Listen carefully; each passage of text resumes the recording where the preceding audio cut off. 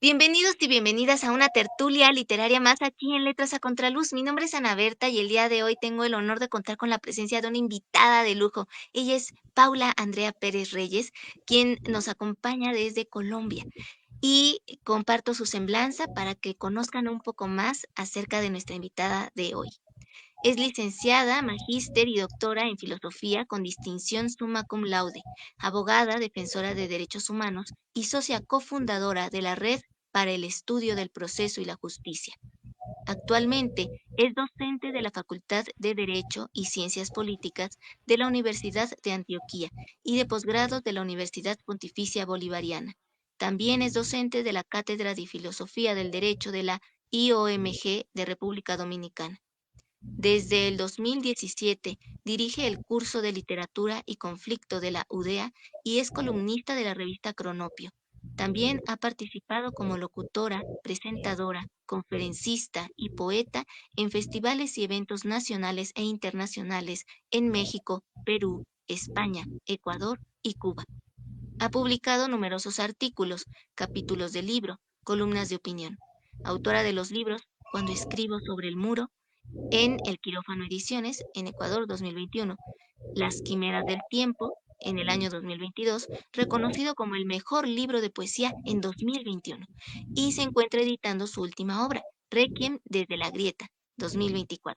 Pues te agradecemos infinitamente, Paula, que nos hayas querido acompañar esta tarde, noche por allá cuando están ahorita en el carnaval, me estabas comentando, entonces, qué maravilla que ahorita si nos puedes hablar un poquito también de ello, porque me parece importante todo lo que significa, simboliza este carnaval para ustedes y para el mundo, cuando vemos que es esta celebración que me comentabas de la vida, pero sin dejar de lado que no debemos olvidar a esas personas que a lo mejor ya no están por diversas causas, pero bueno, eso te lo dejo a ti, por favor, instrúyenos al respecto. Bueno, no, muchas gracias, Ana Berta. Un saludo muy especial para todas las personas que se encuentran conectadas con nosotros o que van llegando a nuestra transmisión de Letras a Contraluz. Y estoy acá a Contraluz, pues precisamente da la casualidad. Estamos en este momento, yo estoy desde el Carmen de Iboral, Oriente Antioqueño, y estamos celebrando el carnavalito porque la vida hay que celebrarla, y cuando hablamos de la muerte hablamos de lo que es las persistencias de la memoria. Así que, Ana Berta, muchísimas gracias. Muchísimas gracias a ti, Paula. Y me gustaría empezar con la pregunta que creo que siempre es importante hacerla porque nos muestra una esencia de tu ser desde la visión del poeta y desde la visión de la persona como tal. Y es, ¿qué significa para ti la literatura y la poesía en tu vida? Y cómo incursionas en el ámbito literario. Bueno, para mí la poesía es una forma de nombrar, es mi lenguaje y es mi forma también de conectar. A pesar de que soy abogada, soy licenciada, me muevo en varios campos, para mí la poesía es esencial porque construye vínculos con las comunidades, con las personas con las que empiezo a conocer, que tengo el privilegio de coincidir. Creo que la poesía para mí ha sido el lenguaje para conectar, es mi forma de nombrar el mundo, es mi forma de expresarme cuando también la realidad me cierra la boca, cuando esa realidad que nos sorprende también nos indigna. La poesía es mi forma de nombrar el mundo. Y sí. ¿Cómo llega Paula Andrea por primera vez a este encuentro con la poesía? ¿En qué momento dices, esto también es lo que atiende a lo que siente mi alma y es desde este lenguaje desde el cual quiero expresarme?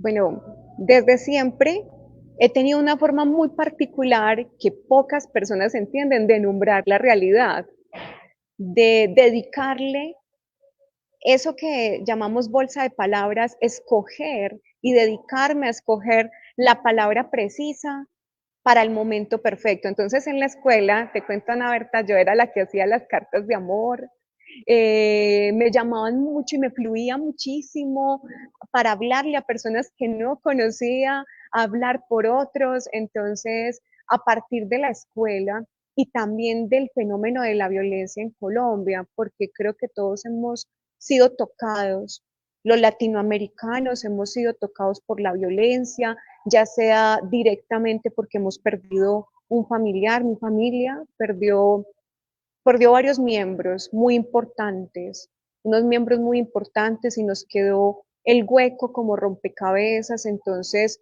por ejemplo, nos pesa, nos cuesta diciembre, nos ha costado mucho volver a celebrar, nos ha costado en diciembre volver a reunirnos, nos cuesta, porque de fondo está ese dolor, además porque la tragedia nos visita en diciembre, es una cosa muy curiosa, los hechos victimizantes, las situaciones que de alguna manera encierran la tragedia, llegan en esos momentos que son momentos de celebración, es como la paradoja de la vida, pero también es la posibilidad de darle un giro a todas esas realidades y vestir de creación y transformación eso que nos pesa y eso que nos cuesta nombrar.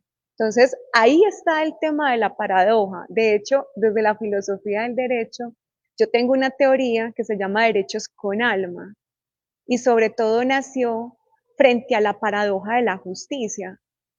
Pero hay un otro que está allí, hay un otro que escucha, hay un otro que se detiene en el camino para atender a aquel que sufre, y ahí es donde hay un acto desde el alma, hay una realidad que empieza a cobrar sentido porque es hacer de esa profesión, de esa acción, una obra de arte y un acontecimiento estético. Por eso hay un giro y hay unos movimientos. Sabes que aquí entre nos, para mí la ópera ha sido muy importante para comprender y darle ese giro a eso que llamamos trágico, a eso que llamamos innombrable, a eso que nos cuesta nombrar, y es el juego de las voces cuando hablamos del punto de fuga.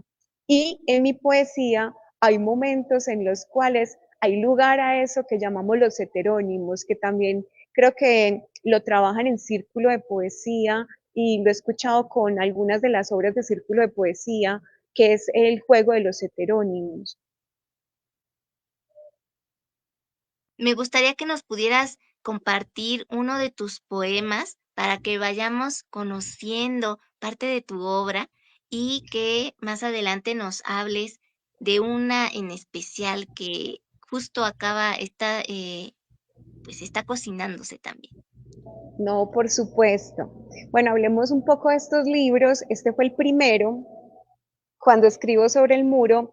Aquí les voy a proyectar un poquito la imagen, por acá estoy organizando la imagen. Si ustedes alcanzan a ver, ven como una mujer tendida, una estatua de una mujer tendida sobre un suelo, sobre unas escalas. En realidad es una mujer que inmortaliza a todas aquellas madres que han perdido a sus hijos. Y esta es la historia de esta mujer que está inmortalizada en el Museo Cementerio San Pedro. Su hijo, José María Amador.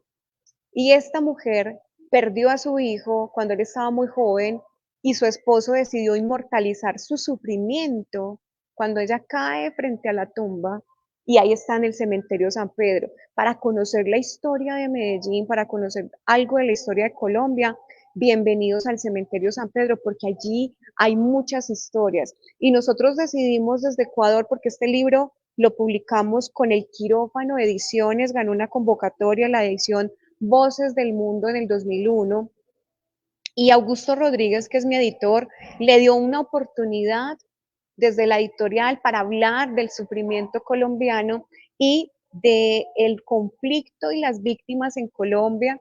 Y este libro tiene un punto de partida y es la tesis doctoral titulada Fenomenología del Sufrimiento, las voces en la respuesta ética del rostro. De ahí salieron dos libros de poesía, este, que es Cuando escribo sobre el muro, y este que se llama Las quimeras del tiempo, que responde la pregunta de cómo sufrimos nosotras las mujeres. Para los que siguen esta transmisión y están en México, lo pueden encontrar en Librería Querida, en Círculo de Poesía, allí lo van a encontrar, para que escuchemos de pronto aquellas voces de aquellas mujeres con todos los matices del sufrimiento. También hay víctimas del conflicto, víctimas de la pérdida de ese amor, del trabajo, la pérdida de la honra, porque también aquí hay mujeres que han caído bajo esa violencia que llamamos escaleras rotas, pisos de fango y techos de cristal. Y aquí vemos, hay una que se revienta frente al reloj. Esta iba corriendo hacia la oficina y no sabía que su vida iba a cambiar. Es una caricatura que realizó Pepe, es uno de los caricaturistas que tenemos acá en Colombia, experto en caricatura política. Y esta fotografía la tomé yo en el Museo Cementerio San Pedro para recrear precisamente ese sufrimiento de esas mujeres. Así que para comenzar, plegaria sin nombre, un punto de fuga. Rezo por todas las voces, presto mi boca para que ellas hablen. Hago una plegaria por Juan Preciado, que tiene la boca llena de tierra. Una plegaria por los que con él van directo a la fosa del olvido. Para aquellos que no están presentes, son cenizas, son menos que polvo, no son nada sobre la fría mesa metálica. Miles y millones de partículas caen en la tierra y las arrastra el viento. Rostros que no se les dio el permiso de envejecer, ojos que no se les concedió más la luz del día, son sumados a la lista por encontrar, son contados como un muerto más y un vivo menos, son seres que caminan errantes por el mundo. La madre tierra los reclama, el río los vomita, otros gimen cada día esperando que encuentren el camino a casa, a su primera morada, al polvo de la tierra de donde salió Adán y a donde volvemos todos, para ustedes porque una palabra dibuja su rostro borrado. Ay, está muy llega, y eso creo que es lo que logra toda poeta, Paula. Me gustaría que ahora nos hablaras precisamente de esta problemática que se está viviendo y cómo se puede abordar desde la poesía.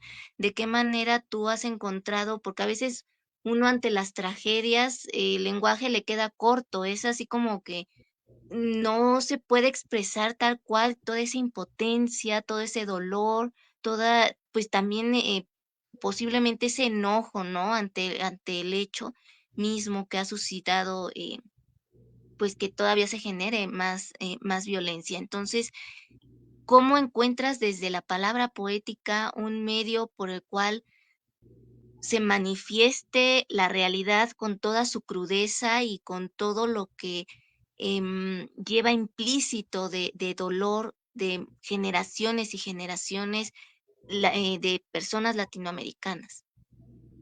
Bueno, hay algo importante para poder responder esta pregunta y es cómo nombrar el mundo en tiempos de ceniza. Y resulta que cuando algo muy cruel sucede, cuando hay algo tan inesperado que rompe, por ejemplo, los narradores y los directores de cine cuando están construyendo sus libretos, hay algo que se llama el punto de giro que rompe con el horizonte de expectativas. Y es que la escena no sea plana, que de repente te sorprenda. Pues lamentablemente así nos sucede. Nos sorprende la vida. Y aquí veo uno de mis grandes amigos, Gilson Bedoya, también poeta y sobreviviente a este cruel suceso de la Comuna 13 y un gran líder, defensor de derechos humanos. Para él, un abrazo gigante para él, mi admiración total. Y yo quedo muda, ¿sabes por qué, Ana? Porque es un hombre que ha sabido sobrevivir y ha sacado lo mejor de ese sufrimiento tan grande que fue la Comuna 13 en el marco de la Operación Mariscal y la Operación Orión, una de las peores masacres que ha vivido Colombia. Y cuando esas masacres suceden, cuando esas situaciones victimizantes inesperadas llegan, ¿cómo reaccionamos y cómo nombramos el mundo? Muchos dicen y hacen esto, Dios mío. Y esa es la plegaria. Pero ¿por qué Dios? Esa es la oración. Pero el tercer momento, que es, ahorita hablaremos un poco de este libro, es el Requiem desde la grieta, que aquí vemos como un libro como agrietado, que en realidad es una pared agrietada. Ese Requiem es cuando ya no hay dónde sostenerse, no hay palabras en el bolsillo, Berta, solo nos queda un expirar, porque se nos va la vida de algo tan horroroso y tan atroz que sucedió. Y entonces allí, cuando algo que es tan atroz y tan doloroso sucede, es como un aliento de vida para tratar de agarrarnos y poder sobrevivir. Eso es a lo que llamo requiem. Y esos tres momentos, el momento de oración, plegaria y requiem, hacen parte de esa experiencia de cómo nos enfrentamos a esos hechos inesperados y el sufrimiento. Nosotros en Colombia, sobre todo, tenemos un periodo en particular que es entre 1985 y 2005, y voy a este periodo porque resulta que hay un profesor que estimo mucho, que es un gran maestro, se llama Max Yuri Hill. Él sacó su tesis doctoral a propósito de la violencia en Colombia, el pico más alto, que él lo denomina años de plomo, estudio de la violencia entre 1985 y 2005, que es donde realmente es un periodo que comprende una serie de cosas inexplicables para nosotros como colombianos, para nosotros como antioqueños, por ejemplo, acá que me encuentro en el Carmen de Iboral, en el oriente antioqueño, que han sido víctimas del conflicto, pero también sobrevivientes y agentes de transformación. Aquí el papel del arte es fundamental. Hoy nos encontramos en el carnavalito, por aquí no se escucha casi bulla, porque en este sector del Carmen no está como condensado el carnaval, está en este momento en el corazón del pueblo, en el centro del pueblo, pero precisamente por eso el papel cultural que nos permite nuevamente celebrar la vida y avanzar, y es desde el nombrar, y eso lo llamaríamos la historia transformadora, cómo pasar de ser víctimas a ser sobrevivientes. Y hay unas experiencias, Berta, que realmente me dejan muda, por ejemplo, como la historia de Lolita, que es una de las lideresas de las organizaciones de víctimas, es una gran lideresa de las madres de la Candelaria. Y resulta que Lolita tenía 3 hijos y un sobrino, y los 3 hijos y el sobrino fueron desaparecidos y asesinados brutalmente a manos de paramilitares. Cuando se empezó a conocer que iba a haber un asomo de verdad. Y es muy rara la forma en que estoy narrando, pero es que resulta que a Lolita la citan a una audiencia de versión libre con uno de estos paramilitares, y este paramilitar la invita específicamente para contarle las coordenadas en donde está el cuerpo de su hijo. Entonces resulta que allí están todas las madres apoyándose, ella simplemente escucha, ella simplemente exhala, como el requiem, exhala y guarda silencio. Cuando llega a su casa toma una decisión, y es que ella decide contactar a esta persona, a, a esta persona que sabe la verdad, que es el homicida principal de su hijo, y resulta que cuando esto sucede, ella organiza todo para ir a visitarlo a la cárcel del Pedregal. Y estando en la cárcel del Pedregal, ella previamente había preparado un sancocho, una Biblia, y llega frente a él y él simplemente levanta las manos y le dice, vea, hágame lo que quiera, escúpame, pégueme, insúlteme, usted está en todo su derecho. Y ella otra vez nuevamente exhala y toma fuerza para decirle lo siguiente: a partir de este momento serás el hijo que me arrebataste. A partir de este momento vendré a visitarte, te traeré el sancocho, te traeré la Biblia, y lo abraza. Y ese hombre se rompe, se quiebra en llanto, se rompe en llanto, y empieza un proceso de transformación, de verse a sí mismo diferente, no como la bestia, no como un asesino, sino como un ser humano que merece una segunda, una tercera, una cuarta, una quinta, una oportunidad más. Pero la oportunidad no solamente fue para él, fue para mi Lolita hermosa, que ella en ese momento pudo soltar ese peso de ese dolor tan grande y ser madre nuevamente y acoger a este hombre, y ya no es la bestia, el animal, sino que es un ser humano que también siente, que también es hijo de alguien, hermano de alguien, padre de alguien, y que eso de lo humano vuelve con el perdón. Lolita no solamente lo hizo con él, lo hizo con los otros dos más, y ella tiene ahora 3 hijos en el Pedregal. Te cuento esa historia porque es la justicia restaurativa que nos permite primero conocer la verdad, pensar en la justicia, pero pensar que esto no vuelva a suceder. Pero para que esto no vuelva a suceder, tenemos que hacer proyección de vida y pensar hacia futuro. La palabra es posibilidad de transformación. La palabra es una oportunidad para reconfigurar el orden de las palabras y que ya no vengan con todo su odio, sino con toda la posibilidad de darle vida al otro y darle una segunda oportunidad, que yo llamo el café de las segundas oportunidades. ¿Nos puedes compartir una lectura de este libro tan hermoso que nos acabas del que nos acabas de hablar, Requiem desde la grieta? Por supuesto. Aquí viene uno en particular, Requiem desde la grieta. Resulta que aquí ya lo tenemos cuando yo te mandé la semblanza, el libro estaba en proceso de edición. Tuvimos el primer conversatorio en fiesta del libro con la doctora María Cristina Gómez y mi editor del nuevo fondo editorial de Museo Casa de la Memoria, porque muchos amigos queremos que la literatura sea para todos, de libre distribución, gratuita, para todas las personas, y sobre todo si yo estoy hablando aquí de historias en particular, de historias del conflicto armado, donde hay sobrevivientes. Pues los sobrevivientes tienen derecho a su ejemplar para que ellos puedan leerlo, compartirlo, nombrarlo, renombrarlo, eh, presentarnos esas inquietudes que están allí presentes. Y entonces Requiem desde la grieta va a ser presentado en diciembre en Casa de la Memoria, en donde estarán líderes y lideresas de organizaciones de víctimas de la ciudad de Medellín.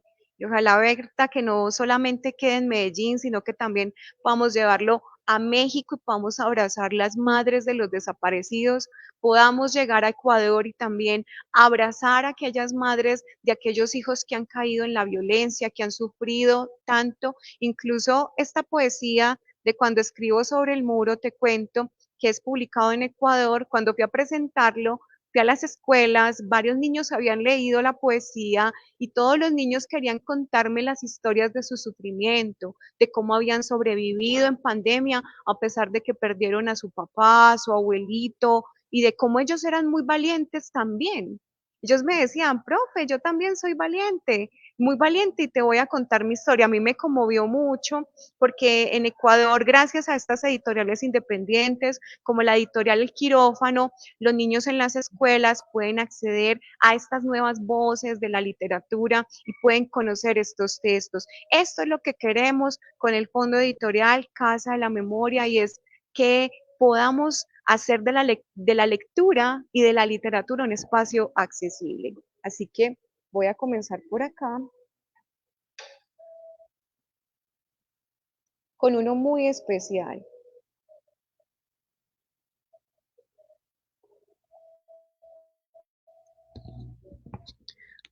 Somos el país más feliz del mundo. ¿Cómo amaneció Medellín un 13 de julio de 1934? ¿Cómo amaneció Medellín? Somos el país más feliz del mundo. Amanece y es un 13 de julio de 1994. No lo olviden, somos el país más feliz del mundo. Todos tienen sus manos manchadas de sangre. Somos el país más feliz del mundo. Suena el teléfono y al contestar, alguien enmudecido dice, somos el país más feliz del mundo. Pero yo sigo esperando que mi hermano regrese. Llega la noche y en mi ventana solo aparece la sombra borrosa de la muerte y veo que mi hermano se despide desde lejos. Tengo 11 años. Seguiré creciendo y seguimos siendo el país más feliz del mundo. Atrás quedaron las risas de mi hermano y ese abrazo con un beso en la frente, con la promesa de que volvería algún día. Y en Colombia somos el país más feliz del mundo. 6.402 que no llegaron a casa una noche como esta y otras después. Debes sumar unos más y otros más. Y no olvides, somos el país más feliz del mundo. De mi hermano queda otra voz, una imagen fiel de aquel que decidió tomar otros caminos. Cuando lo nombro, mi hermano aparece. Aunque los cuerpos floten en las aguas, pasen por el fuego y se hagan ceniza, aunque no exista tanta tierra para sepultar a tantos muertos, no olviden, mis hermanos latinoamericanos, Colombia es el país más feliz del mundo. A los pies descalzos de mi hermano, a sus errantes promesas y a las promesas de todos mis difuntos, yo les digo, aún los escucho y sigo con vida.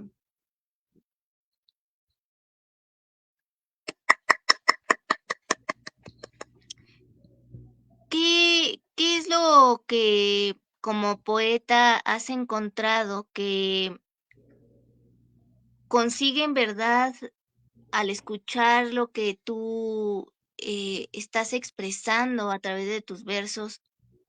¿Qué es aquello que consigue que las personas también puedan transformar todo ese dolor y, y llevarlas al perdón genuino y más sentido en su día a día?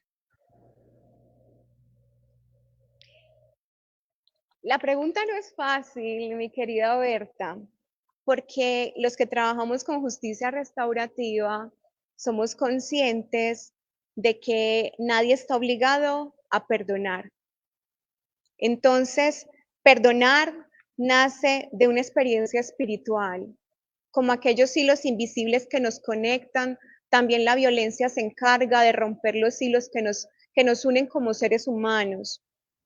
Pero allí hay algo que no logro explicar con los líderes, las lideresas de organizaciones de víctimas, y es que los lleva a sobrevivir y a permanecer. Seguimos trabajando el tema de justicia restaurativa porque el tema de justicia restaurativa es un tema que no está cerrado, que se construye con el paso del tiempo.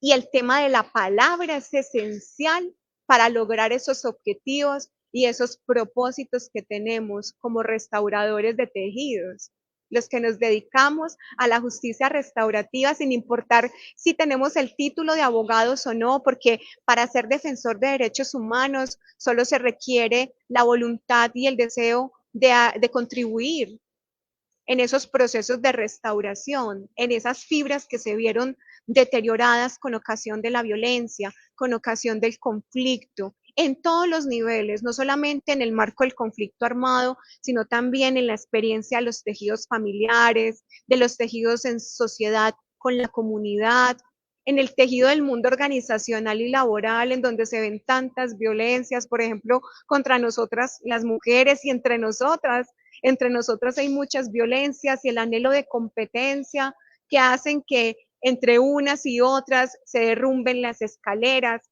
y caigamos a pisos de fango, pero también podemos levantarnos de allí entre nosotras. Algo que puedo rescatar también del papel de la poesía en todas estas fibras que estoy mencionando allí es traer la belleza al mundo de los hombres.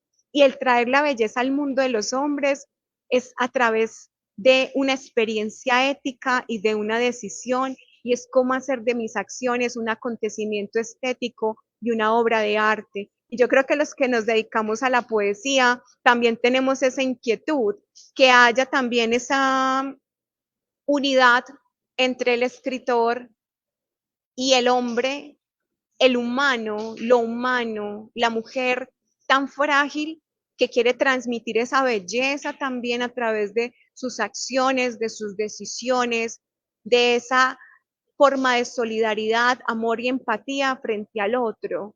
Y yo creo que en esos espacios es donde realmente se ven esas grandes historias que son maravillosas, que se pueden compartir, como hay una historia, Berta, que te la tengo, espectacular, y aquí que tengo mi café, aquí ya empezó a llover, y para mis amigos que están conectados, Gilson que está conectado, que yo estoy desde el Carmen, el café es muy importante, sobre todo si está lloviendo.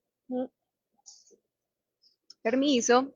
Pero hay una historia maravillosa. Resulta que conocí la historia de una mujer y a ella la llamaremos Laura.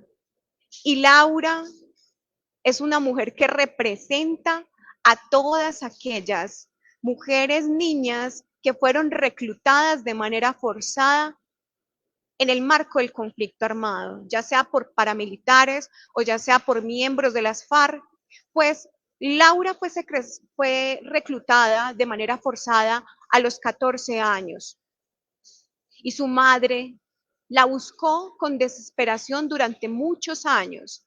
Ella tenía 14 años y ahí vamos sumando. Todos los días su madre se levantaba a las 4 de la mañana a montar el café, a preparar el desayuno y a mirar al fondo de la montaña donde se ve el umbral del amanecer y al fondo de la montaña con la ilusión de esperar que Laura apareciera, que Laura volviera, que Laura subiera a la montaña. Pues llega el 2016, Ana, y fue el año del acuerdo de paz en Colombia. Muchos de estos niños crecieron en las montañas de Colombia, reclutados por grupos armados, y pudieron regresar a casa, como en el caso de Laura, que en ese noviembre del 2016 sube la montaña. Y esa madre esa mañana, como siempre, como todas las madres que no pierden la fe, abre la puerta y encuentra que al fondo de la montaña sube las escalas una señora. Ya no era la niña, pero era Laura. Y ahora Laura y su madre cultivan el café de las segundas oportunidades en una de las tantas montañas de Colombia. ¿Cómo se hace este ejercicio de esta justicia restaurativa? Algo que pudieras recomendar tú a una persona del día a día a una persona normal, de a pie de siempre, ¿no? Que, que se encuentra ante pequeñas, a lo mejor dificultades, pero que aún dentro de esas situaciones muy complicadas no ha logrado esa restauración interna espiritual. ¿Qué podrías recomendarle? ¿Qué podrías aconsejarle? Bueno, hay algo muy importante y es que hay muchas hojas en blanco y esas hojas en blanco representan las historias que nos quedan por escuchar. El primer acto de justicia para el reconocimiento de los derechos de aquel que sufre es el escuchar. Como el libro de Byul-Shulchan en la expulsión de lo distinto, en el último capítulo, Byul-Shulchan cierra esta maravillosa obra con el máximo, la máxima de la ética, que es detenerme para escuchar al otro. Y mira lo que dice Byul-Shulchan. En el principio habrá una profesión que se llamará el oyente, y el oyente, a cambio de pago, escuchará atentamente al otro lo que tiene que decir. Escuchar es un dar, escuchar es un don. Escuchar es lo único que le permite al otro hablar, no siguiendo de una manera pasiva la voz del otro, sino que por el contrario, escuchar le da vida al rostro del otro. Y cierro esta parte con Byul Shulchan, porque en mi labor como defensora de derechos humanos, como maestra y ahora también como poeta, escuchar la voz del mundo es fundamental. hacer lectura del mundo constante, del rostro del otro, incluso de los silencios, porque pensamos que el lenguaje es palabra tras palabra, pero hay muchas formas de nombrar el mundo y lo podemos hacer con los dedos de la mano, con los dedos de la mano, como en el caso de la lengua de señas, en donde nos enseñan a cantar, a bailar y a sentir la vida con nuestras manos, con nuestras palmas. Hay muchas formas de escuchar el otro, no solamente siguiendo pasivamente su voz, sino también deteniéndose en el tiempo para decirle a ese otro qué es lo más importante, qué es la persona más importante. Y creo que cuando uno le escribe un poema, y aquí viene uno muy especial para una de mis estudiantes, que ella también fue víctima del conflicto armado, un día, una de mis estudiantes, yo tenía un curso a cargo que se llama lectura crítica aquí en Colombia, en la escuela, en los grados 10º y 11, cuando están a punto de terminar esa parte de la educación media. Un día, una de mis estudiantes coge un papelito y me lo mete en el bolsillo del delantal y me dice, mi profe, no lo leas todavía, léelo cuando estés en tu casa. Entonces pasó la jornada, los chicos, los niños, llego yo cansada, voy a lavar el delantal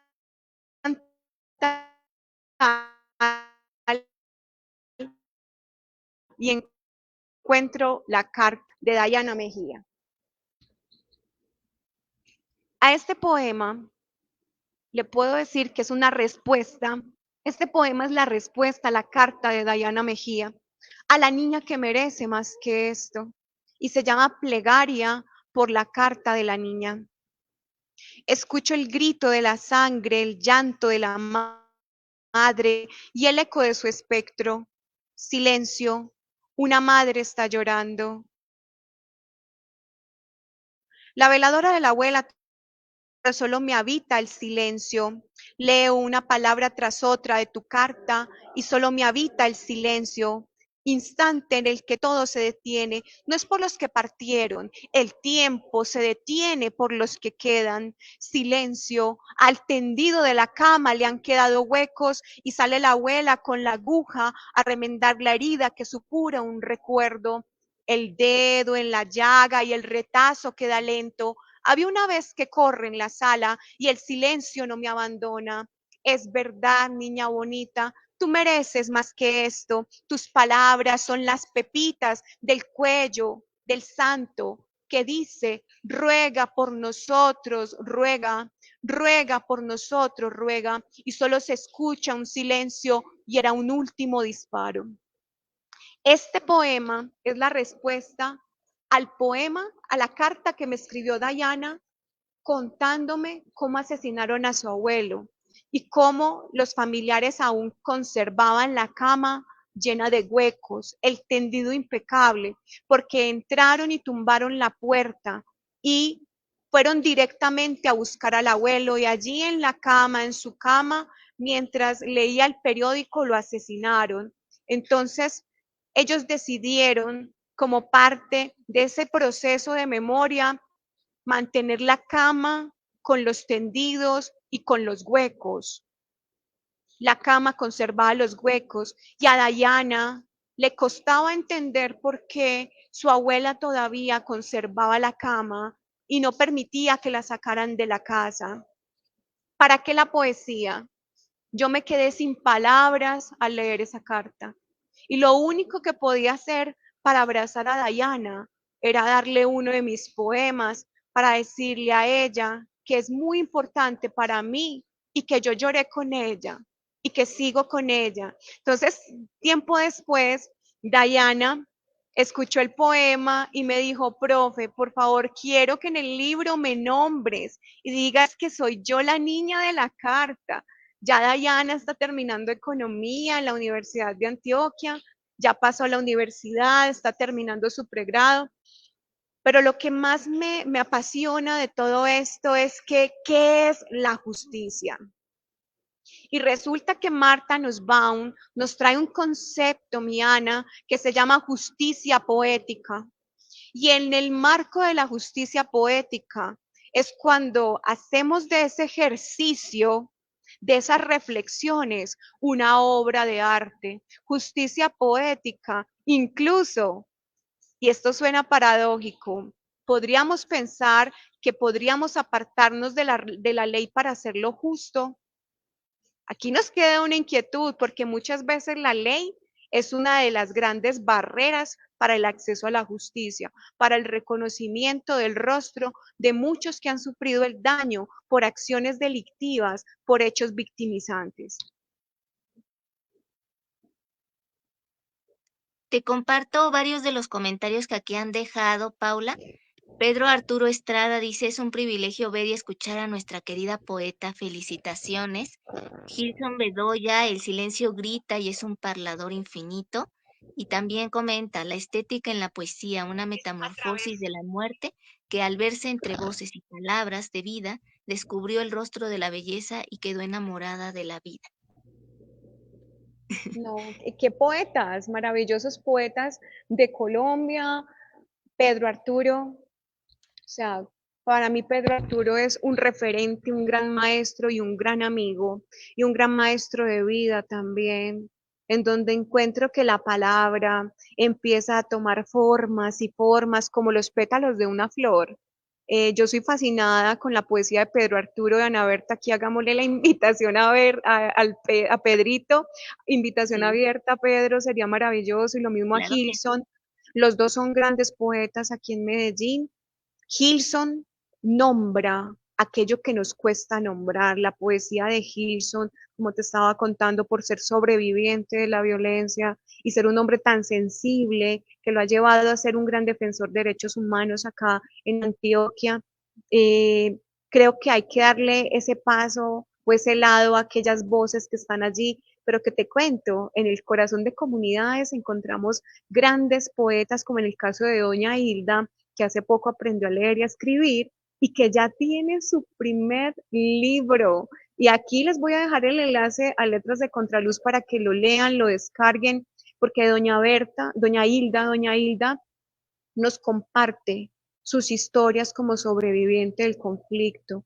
Entonces, algo que queremos es que con estos poemas, sobre todo, es que América Latina realmente se sensibilice y vea la importancia de la poesía para por lo menos instaurar un buen piso de justicia restaurativa desde el marco de la reparación simbólica. Justicia restaurativa tiene unos elementos muy interesantes. Primero, porque las víctimas requieren reparación, pero no porque las cosas quebradas vuelvan al estado original, no, sino porque necesitamos proyectar la vida hacia futuro. Y entonces estos hechos victimizantes han condensado las vidas contenidas en ese sufrimiento en presente continuo. Entonces la pregunta sería, ¿cómo minimizar los efectos del daño y cómo proyectar la vida en tiempos de ceniza hacia futuro? Esa es una meta que nosotros tenemos y que trabajamos las diferentes organizaciones, proyección de vida. Por eso uno de los componentes de reparación son los proyectos productivos, pero que en realidad no es tanto los gobiernos, el Estado o los entes estatales, sino también el trabajo que hacemos nosotros en comunidad, cómo vamos construyendo tejido y entre nosotros nos apoyamos para proyectar hacia futuro. Ahora, pasando a otra de las actividades que tú realizas, ¿qué significa para ti ser columnista de la revista Cronopio? ¿Qué satisfacciones y retos te ha dejado? Y antes de que nos contestes, Roger Rodríguez te envía saludos desde Perú y Richard Parada Jauregui dice, a través de la poesía, Paula Andrea ha logrado dar voz a las víctimas de la violencia en medio del conflicto armado en Colombia. Sus versos son una herramienta poderosa para rescatar del olvido las historias de quienes han sufrido el impacto del conflicto. Con sensibilidad y profundidad, transforma el dolor en palabras, permitiendo que las voces silenciadas encuentren un espacio para ser escuchadas, recordadas y valoradas. Su poesía es un puente que conecta a las víctimas con una sociedad y ya no se alcanza a ver lo demás, pero ahí está el mensaje que te dejan. Ahora sí, por favor, compártenos el significado que tiene en tu vida ser columnista de la revista Cronopio, satisfacciones y retos.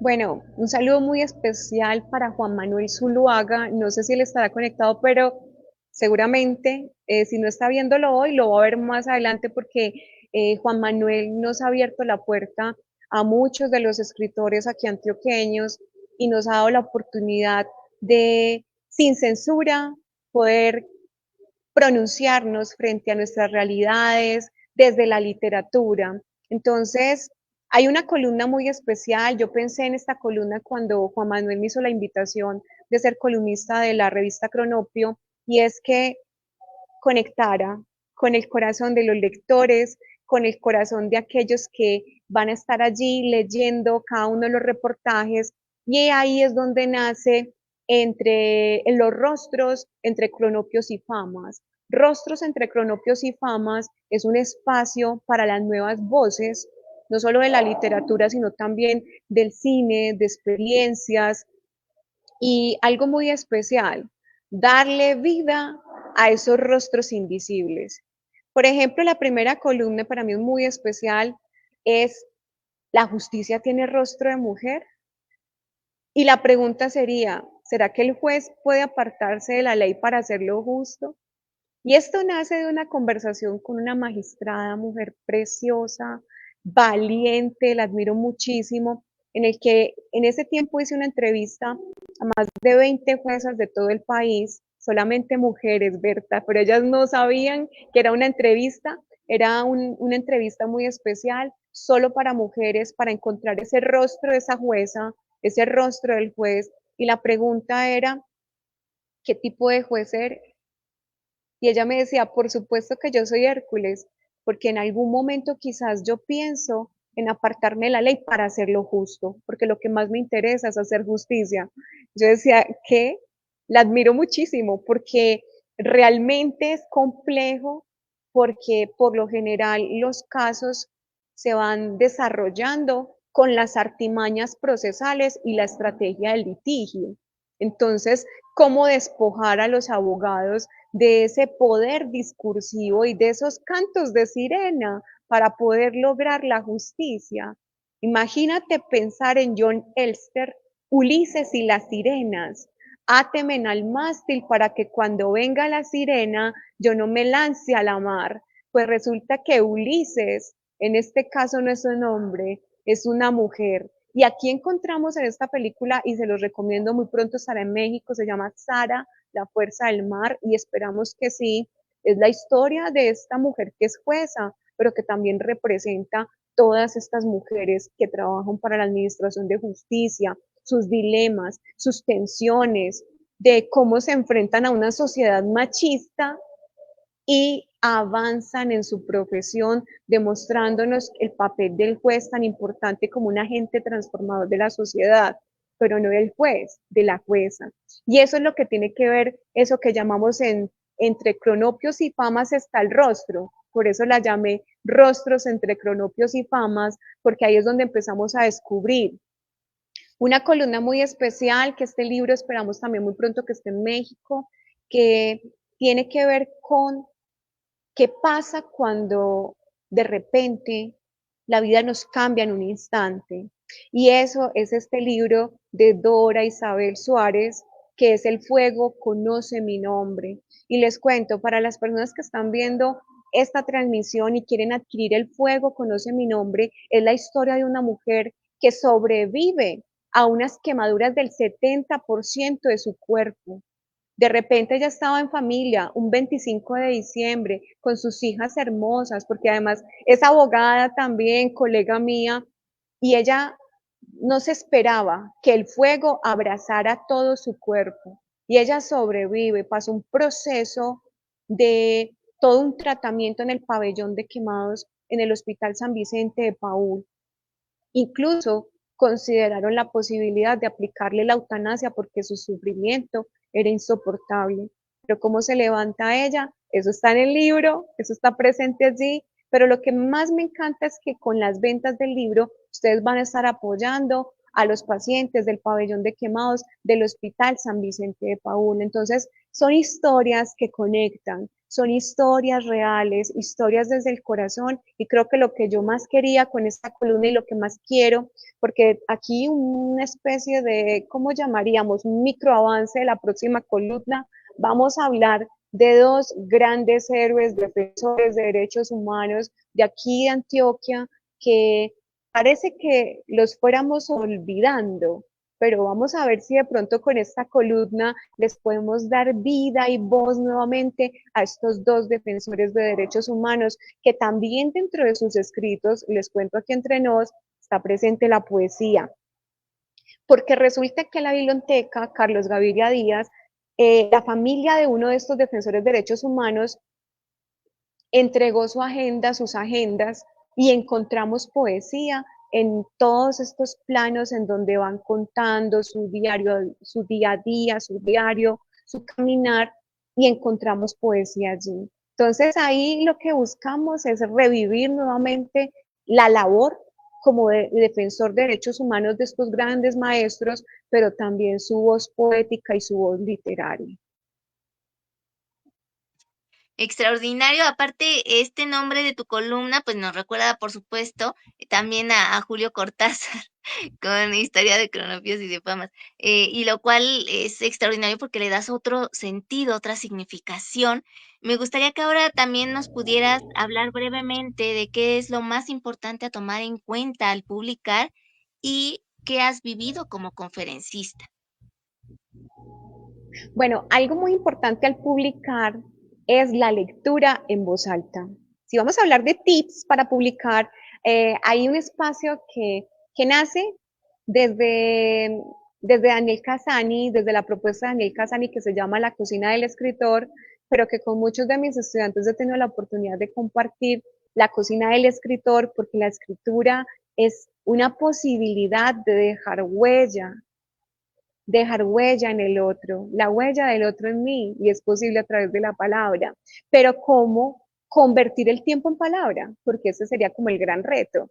¿Cómo contar? ¿Cómo narrar? ¿Qué podemos hacer? La cocina del escritor, ahí vamos a encontrar, pues yo lo que busqué con la cocina del escritor es hacerlo un poco más ameno, más cercano y mucho más sensible, y es que la escritura es cuestión de método. Por ejemplo, en la escritura de columnas, lo importante es que haya allí ese título, tiene unas categorías de análisis o unos momentos, y el piso de esos momentos marcan el compás de los movimientos de el objetivo general de esa columna, de eso que yo quiero publicar. Incluso también con el poema, ¿no? Hay unos momentos que son momentos de emotividad y de creación inmediata e instantánea, pero hay otros momentos que son de técnica y son de ritmo y movimiento, y es posible descubrir el ritmo de mi conversación a partir de una lectura en voz alta.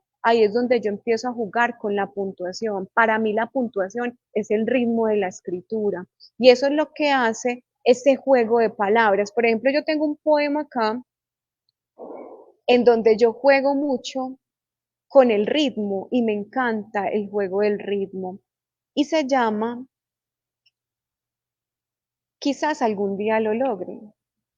Este poema va dedicado a todos aquellos que guardan sus poemas y no los publican, porque tienen mucho miedo, que de pronto no tienen el nivel, es que no han alcanzado de pronto los grandes premios nacionales ni el reconocimiento. Pues resulta que el poema hay que soltarlo.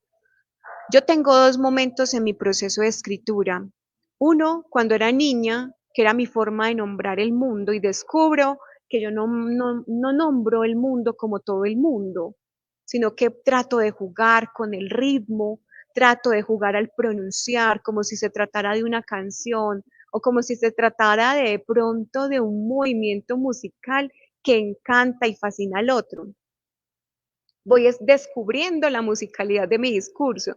Pero el segundo momento fue en el 2020, en donde tomé la decisión de entregar mis poemas al mundo y empezar a publicar y empezar a presentarme en convocatorias.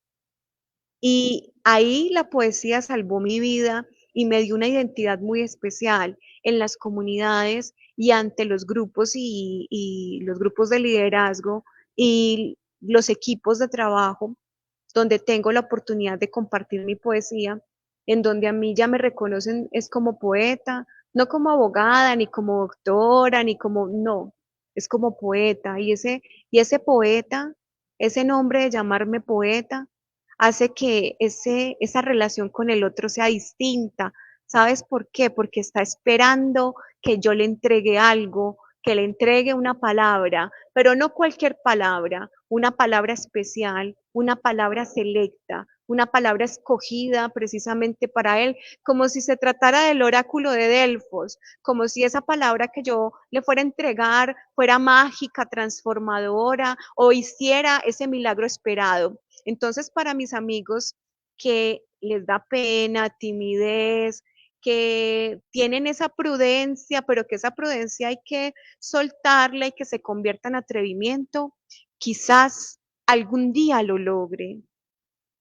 Quizás algún día lo logre, quizás algún día las atrape y no solo las tenga en la comisura de mis labios y como piezas de un rompecabezas pueda armar el poema. Quizás algún día, sin llamarme poeta, sin correr a publicarlo o vociferar en las calles, cada una de sus formas tengan algo más que un sentido, cada una de sus partes sean mías y no pedazos de otro. Quizás algún día la belleza brote de mis dedos, salga de mis labios y llegue a los oídos y se convierta en el insecto que muerda las mentes para que en su frenesí alucinen con mis ideas y ellas por sí mismas de vueltas y vueltas hasta que aterricen en un campo fecundo. Quizás algún día lo logre. Y si ella, la musa, se queda en mi casa, le ofrezco mi morada completa para que cada día no falte su voz antes de ponerle un punto final a mis palabras. Muchísimas gracias, Paula, Andrea, por compartirnos estos bellos poemas que no solo tienen lo estético, sino también lo más profundo del ser, las inquietudes, la realidad como tal. Y eso es bellísimo porque logras a través de cada una de las palabras que eliges con mucha precisión llegar al alma y tocar el corazón y llevarnos a una invitación a reflexionar sobre nuestro papel en el mundo y sobre la justicia de la que nos hablabas, la justicia restaurativa. Muchísimas gracias. Si quieres, para despedir este programa, por favor, compártenos otro de tus poemas, de cualquiera de tus libros, y también háblanos de tus redes sociales, donde podemos encontrarte, próximos eventos en los que vas a estar y la revista Cronopio, el sitio web en el cual podemos acceder para ver tu columna. Bueno, les cuento, en Instagram me pueden encontrar como Paula-Pérez R7 y allí pues maravilloso que podamos compartir a todos mis amigos que me quieran agregar a redes sociales y en Facebook me encuentran con mi nombre completo, Paula Andrea Pérez Reyes. Algo muy importante, yo quiero compartir un poema para cerrar y es como un poema ritual. Porque si bien yo hablo del sufrimiento, muchos dirán, bueno, ¿y ahora qué? Todo es sufrimiento. Solamente nos quedamos en el dolor y no podemos salir a la superficie. Pues resulta que desde el fondo, mirando hacia la superficie, nace Tamuz. Y Tamuz es como el reinicio del reloj, porque es la posibilidad de proyectar hacia futuro. Yo conté algunas historias tristes y otras con esperanza, pero si en este momento tu historia parece que no tuviera ni el más mínimo de halo de esperanza, pues te comparto Tamuz para que se reactive el reloj de la esperanza en tu vida. El Tamuz. El tamuz es el abrazo del tiempo que anuncia el aleteo del colibrí que se acerca a beber el néctar de las flores otra vez. Y me encanta siempre cerrar con este pequeño haiku, que es Las quimeras del tiempo, que responde a la pregunta de cómo sufrimos nosotras las mujeres, porque es que las mujeres no nos quedamos en el sufrimiento, las mujeres somos expertas en reactivar ese reloj que está marcando el compás del sufrimiento y reorganizarlo y reprogramarlo para al otro día arreglarnos, maquillarnos, vestirnos, volvernos, organizarnos, ponernos lindas y salir adelante y superar cada adversidad. Y eso es el tamuz, la posibilidad de que al final, en la parte más oscura de la noche, está el umbral de la vida cuando se asoma el sol y nos anuncia la llegada de un nuevo día. Así que, Ana Berta, muchas gracias. En algún momento tuve algún tartamudo de esta transmisión, pero ¿saben por qué? Porque esto me toca el corazón. Creo que quería conectarme con ustedes y compartirles mi experiencia desde el corazón, porque realmente eso es poesía. La poesía es aquello que nos fluye, nos hace vibrar y nos calienta la sangre y nos da un propósito de mi vida. Por lo menos en mi vida, esa estrategia de conectar ha sido la poesía. Muchísimas gracias a ti, Paula Andrea, por este momento tan especial que nos has llevado a vivir a través de la palabra poética que has ido transformando y con ella la realidad y esta invitación, por supuesto, a que también sigan este consejo muy valioso que es la justicia restaurativa. Creo que si se acercan más a tus redes sociales pueden saber más al respecto y es algo que se agradece muchísimo porque en este mundo donde la violencia está imperando en muchas partes del planeta, aún puede quedar ese resquicio de esperanza donde nuevamente el perdón y el amor al prójimo sea lo que mueva al ser humano y no solo se quede en el dolor, en el sufrimiento y en ese acto de violento. Te agradecemos muchísimo y también a quienes vieron este video en vivo y a quienes lo vean en diferido por su tiempo, por su atención, que hayan disfrutado de esta maravillosa poeta que tenemos aquí, Paula Andrea Pérez Reyes. Les invitamos a seguirla en sus redes sociales y a conocer más de todo lo que está llevando a cabo. Los próximos eventos en los que va a estar, pues ya estarán en sus redes sociales y pues ya sabes, siempre aquí tienes las puertas abiertas de Letras a Contraluz, tu casa virtual y también a los poetas que también nos invitaste que nos recomendaste, que nos invitaste a que estuvieran también acá con nosotros, saben que son bienvenidos. Si vienen recomendados de ti, quiere decir que son de excelencia, entonces adelante. Muchísimas gracias. A ti muchas gracias.